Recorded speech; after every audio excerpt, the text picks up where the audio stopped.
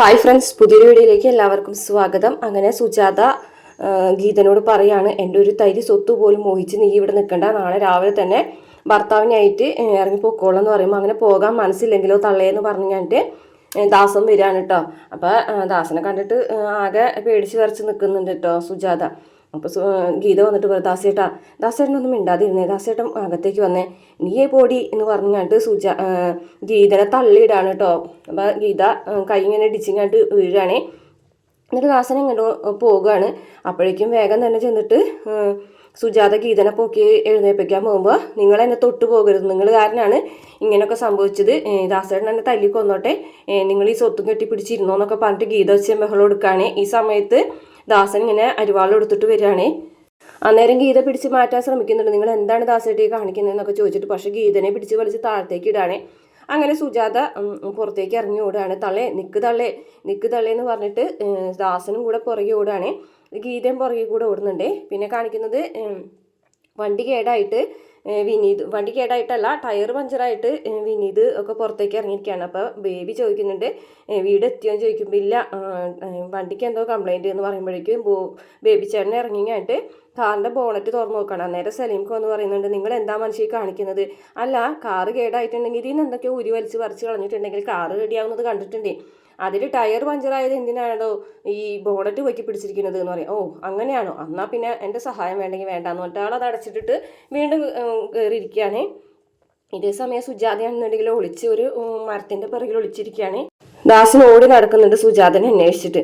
പിന്നെ കാറ് ടയറൊക്കെ പഞ്ചറായതൊക്കെ മാറ്റി കഴിഞ്ഞതിന് ശേഷം വണ്ടി സ്റ്റാർട്ടാവുന്നില്ല. അന്നേരം അയാൾ പറയുന്നുണ്ട്, അത് ഇറങ്ങിയൊന്ന് കൈ വെക്കേണ്ടി വരും എന്ന് പറയുമ്പോൾ സലീംക്ക് വിനീത് ഇറങ്ങുകയാണ്. എന്നിട്ട് അവർ രണ്ടുപേരും കൂടെ തള്ളിക്കൊണ്ടു പോകാണ്. ഗംഗനോട് പുറത്തിറങ്ങണ്ടെന്ന് തന്നെ വിനീത് പറയുന്നുണ്ട് കേട്ടോ.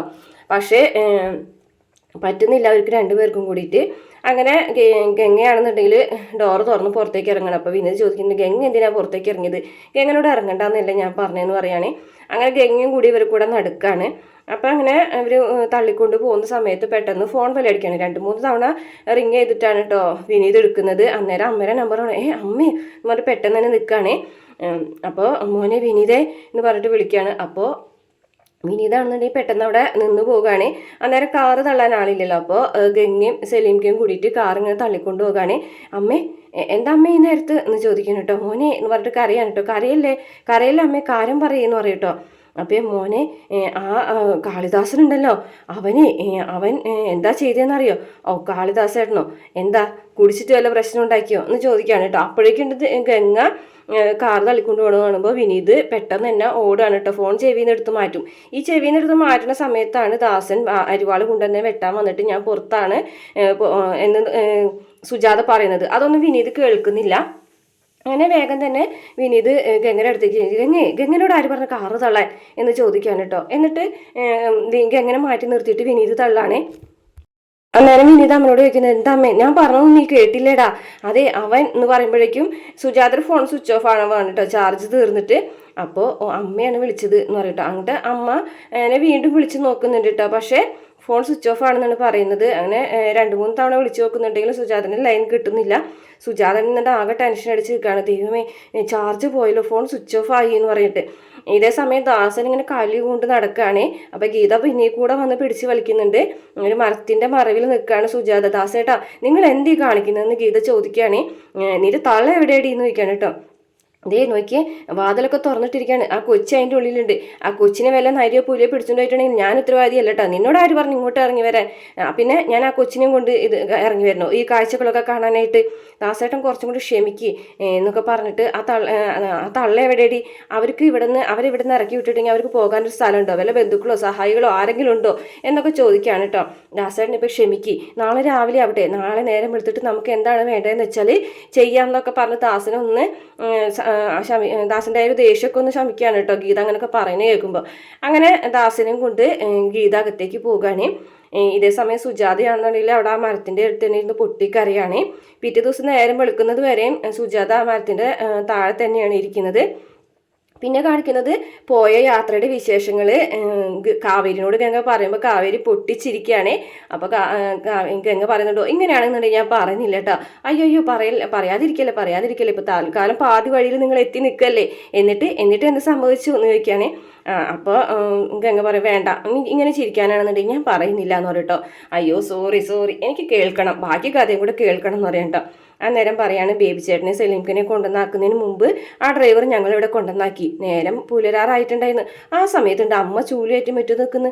അപ്പോൾ ഞാനാണെന്നുണ്ടെങ്കിൽ ഉറക്കക്ഷീണം കൊണ്ട് വന്നിരിക്കുകയാണേ. അന്നേരം അമ്മ പറയണേ പോയി ചായ ഇട്ടുണ്ട് വരാൻ. അപ്പോൾ ഞാനാണതൊന്നും കാര്യമാക്കില്ല, ഞാനേ പോയി ബെഡിലേക്കൊന്ന് വീണത് മാത്രമേ ഓർമ്മയുള്ളൂ. പിന്നെ എഴുന്നേറ്റ് വന്നതേ ഇപ്പോഴാ എന്ന് പറയാനിട്ട്. ഇതൊക്കെ കേട്ടിട്ട് കാവേരി ചിരിക്കുകയാണ്. എന്തായാലും അടിപൊളിയായിട്ടുണ്ടെന്ന് പറയട്ടോ. ഞങ്ങൾ പോയപ്പോൾ നീ ഇവിടെ ഉണ്ടായിരുന്നില്ലല്ലോ, നീ എവിടെ പോയിരിക്കുകയായിരുന്നു എന്ന് ഗംഗ കാവേരിനോട് ചോദിക്കുകയാണ്. അന്നേരം കാവേരി പറയാണ്, എനിക്ക് കുറച്ച് കാര്യങ്ങൾ അറിയാനായിട്ട് ഒരു സ്ഥലം വരെ പോകാനുണ്ടായിരുന്നു ചേച്ചി എന്ന് പറയാനിട്ട്. സ്ഥലം വരെ എവിടെ? നീവൻ കുറേ പ്രാവശ്യം വിളിച്ചു. അച്ഛൻ ആ തോട്ടം വാങ്ങിച്ചത് നമ്മളോട് പറഞ്ഞിട്ടുണ്ടായിരുന്നില്ലേ, ആ തോട്ടത്തിൻ്റെ കാര്യം പറയാൻ വേണ്ടിയിട്ടാണ് നീവൻ എന്നെ വിളിച്ചത്. ഞാൻ കട്ട് ചെയ്തു, അതുകൊണ്ട് എനിക്ക് ആ സമയത്ത് നീവിൻ്റെ കൂടെ പോകാൻ പറ്റില്ല. ഇന്നലെയാണ് എനിക്ക് പോകാൻ പറ്റിയെന്ന് പറയട്ടോ. എന്നിട്ട് എന്തായി ചോദിക്കട്ടോ. ആ കുറിഞ്ഞിമലയുടെ അടുത്തുള്ള ആ ഒരു 5 ഏക്കർ തോട്ടില്ലേ, അതല്ലേ നമ്മളോട് അച്ഛൻ വാങ്ങിച്ചെന്ന് പറഞ്ഞത്. പക്ഷേ അതിപ്പോൾ ജയപാലനാണ് വാങ്ങിച്ചിരിക്കുന്നത്. ജയപാലനങ്ങളോ? അതെ, ജയപാലനങ്ങളാണ് വാങ്ങിച്ചിരിക്കുന്നതെന്ന് പറയട്ടോ.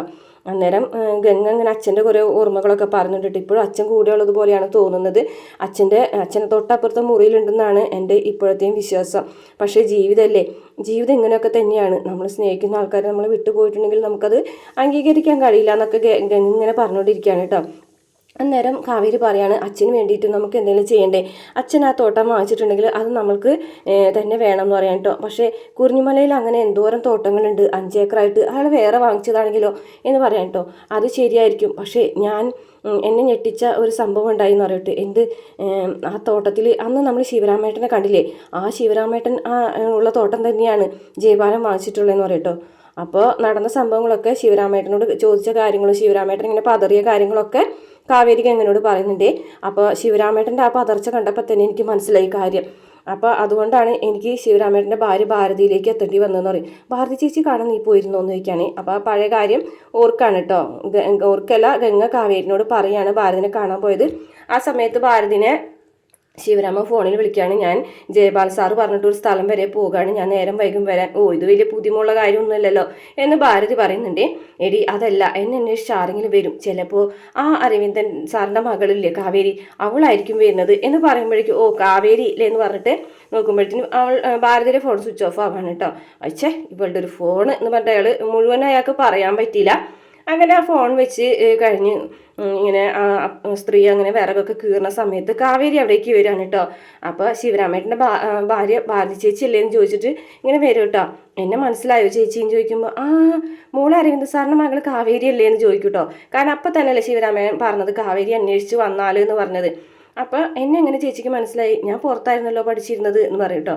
അതല്ല, ഇപ്പം തന്നെ ശിവരാമേട്ടൻ പറഞ്ഞിട്ടുണ്ടായിരുന്നേ കാവേരി അന്വേഷിച്ച് വരുന്നത്, അതുകൊണ്ടാണ് ഞാൻ പെട്ടെന്ന് എനിക്കൊരു ഓർമ്മ വന്നതെന്ന് പറയും കേട്ടോ. അപ്പം തന്നെ കാവേരിക്ക് കാര്യങ്ങൾ ഏറെക്കുറെ മനസ്സിലാവാണ് കേട്ടോ. ഇന്നത്തെ എപ്പിസോഡിൽ അത്രേ ഉള്ളൂ. പ്രമോല് കാണിക്കുന്നത് കാവേരി കണ്ടുപിടിച്ച കാര്യങ്ങളൊക്കെ തന്നെ ഗംഗനോട് പറയാണ്. അപ്പോൾ കാവേരി ഭാരതിനിയായിട്ട് സംസാരിക്കുന്നതും കാണിക്കുന്നുണ്ട് കേട്ടോ. അപ്പോൾ ഭാരതിയാണെന്നുണ്ടെങ്കിൽ കുറച്ച് പണം എന്തോ എടുത്ത് കാണിച്ചു കൊടുക്കുന്നുണ്ട്. അത് കാണുമ്പോൾ തന്നെ ഭാരതിയുടെ മുഖമൊക്കെ ആകെ സന്തോഷം കൊണ്ട് ഇങ്ങനെ ഇതാവുന്നുണ്ട്. അപ്പോൾ സന്തോഷത്തോട് കൂടിയിട്ട് അവരിങ്ങനെ കാര്യങ്ങളൊക്കെ പറഞ്ഞു കൊടുക്കുന്നു. അപ്പോൾ കാര്യങ്ങളൊക്കെ ഏറെക്കുറെ കാവേരിക്ക് മനസ്സിലായിട്ടുണ്ട്. അതായത് നാരായണൻ്റെ ഒക്കെ ഭൂമിയാണ് അതെന്നുള്ള കാര്യമൊക്കെ ഭാരതി പറഞ്ഞു കൊടുത്തിട്ടുണ്ടാവും. പിന്നെ കാണിക്കുന്നത് ശിവരാജൻ തിരിച്ചു വരുന്നതാണ്. ശിവരാജൻ തിരിച്ചു വന്നിട്ട് മുത്തശ്ശനാണെന്നുണ്ടെങ്കിൽ കുറിഞ്ഞിമലയിലെ ആ തോട്ടം ഉണ്ടല്ലോ, അത് അരവിന്ദൻ്റെ മക്കൾക്കുള്ളതാണ്, അവരല്ല അത് വാങ്ങിച്ചത് എന്നൊക്കെ ചോദിക്കുന്നുണ്ട്. ഈ സമയത്ത് മുകളിൽ നിന്ന് നരേൻ ഇറങ്ങി വരുന്നുണ്ട് കേട്ടോ. നരേൻ ഇറങ്ങി വരുമ്പോൾ ശിവരാജനും നരേനും കൂടിയിട്ട് തമ്മിലൊന്ന് നോക്കുന്നുണ്ട്.